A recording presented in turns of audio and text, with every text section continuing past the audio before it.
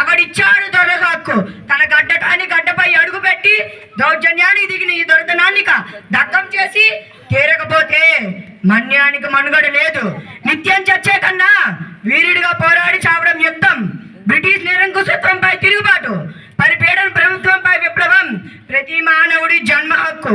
ఈ సీతారామరాజు ఒక్కడే కాదు, మన్యం వీరులు కొన ఊపిరి ఉన్నంత వరకు సీమధరల శబ్దం భారత ఖండంలోనే వినిపించ వీలు లేదు. సింహాలు వివరించే ఈ సీమలో నక్కలకు స్థానం ఉండరాదు. పులినైనా పిలిచి చంపగల ఈ మన్య జాతి తలుసుకుంటే ఈ దొరలకు చుట్టులో గతులు మాత్రం లేకుండా చేయగలరు. 3 నెలలు బిడ్డను కట్టుకొని స్వాతంత్ర పోరాటం కలిపిన జాతి లక్ష్మి ఏమనుకో విప్లవ స్ఫూర్తి. నరుడు తలుచుకుంటే నల్లరాలు బద్దలవుతాయి.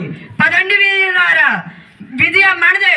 మల్లు గంటాం పరలు అచేతన మన్య సూర్యులారా, కరిపై లగించే కొదమ సింగములారా, కదలండి కదలానికి, కాల్చండి రా కాల్చండి ఈ సీతారామ